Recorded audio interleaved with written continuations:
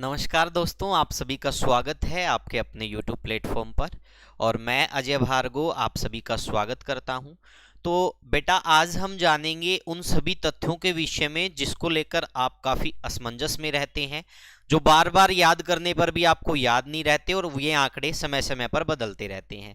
तो हमें वर्तमान की परिस्थिति को देखते हुए इन आंकड़ों के विषय में जानना बहुत ज़रूरी है, क्योंकि 2023 के अनुसार कुछ आंकड़े हैं जो आधारभूत आंकड़े हैं हरियाणा के, उनमें बदलाव हुआ है। तो बेटा, आज की कक्षा में हम उन्हीं तथ्यों के बारे में जानेंगे। तो फटाफट से सभी बच्चे कॉपी पेन उठा लेंगे और अब हम जानेंगे उन आधारभूत आंकड़ों के विषय में कि कहां कहां बदलाव हुआ है और किस प्रकार से हम उनको सही कर सकते हैं या उनकी सही इंफॉर्मेशन क्या है। तो फटाफट से सबसे पहले देखेंगे, यहाँ टॉपिक है हरियाणा के आधारभूत आंकड़े। तो बेटा, आप सभी को ज्ञात होगा आधारभूत आंकड़ों के अंदर मंडल, उपमंडल, जिले, तहसील, ये सारी बातें आती हैं और इसके अतिरिक्त नगरपालिका समिति, नगरपालिका परिषद, तो ये सारी बातें आती हैं। तो उन्हीं तथ्यों को ध्यान में रखते हुए आज हम बिल्कुल क्लियर करेंगे 2023 के हिसाब से कि इन आंकड़ों में क्या कुछ चेंजमेंट होने वाला है, प्रस्तावित है या हो गया है, वो सभी हम जानेंगे। तो बेटा, सबसे पहले मैं आपको बता देता हूं हरियाणा के अंदर मंडलों की संख्या कितनी है बेटा।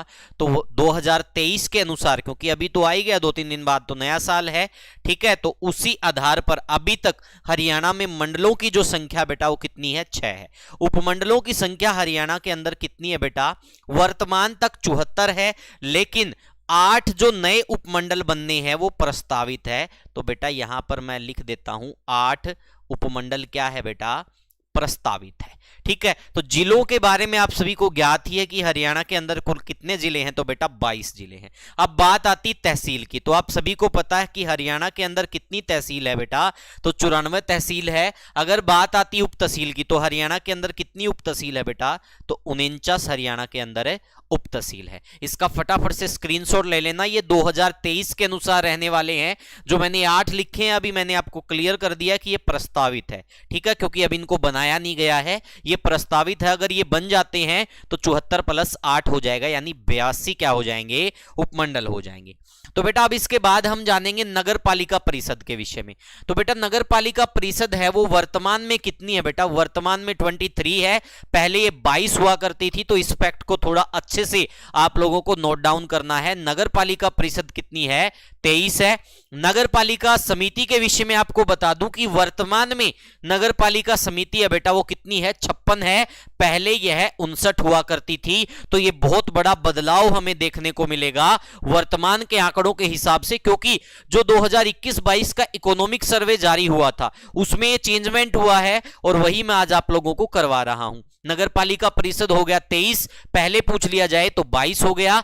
नगर पालिका समिति 56 है, पहले कितनी थी, 59 थी। और पुलिस कमिश्नरी आप सभी को ज्ञात ही होगा कि आज के दिन बिल्कुल बर्निंग इश्यू था। बर्निंग इश्यू का मतलब क्या हो गया, वो न्यूज जो सुर्खियों में थी, तो उसमें हमने देखा कि पुलिस कमिश्नरी है उनकी संख्या बढ़ा दी गई हरियाणा के अंदर। तो पहले 3 होती थी, अब इनको 1 जनवरी से सोनीपत को भी बना दिया जाएगा पुलिस कमिश्नरी। तो इनकी संख्या बढ़कर बेटा कितनी हो जाएगी, 4 हो जाएगी। तो ये थे भाई हरियाणा के वो आधारभूत आंकड़े जिनके बारे में आपको जानना जरूरी था, क्योंकि इन आंकड़ों को लेकर आप बार बार असमंजस में रहते हैं और इन आंकड़ों की सत्यता के विषय में आप नहीं जान पाते। तो मैंने आपको सारी बातें क्लियर करवा दी बेटा। अब आपको क्या करना होगा, हमारे साथ हमारे YouTube चैनल पर जुड़े रहना होगा और साथ के साथ चैनल को सब्सक्राइब करना होगा।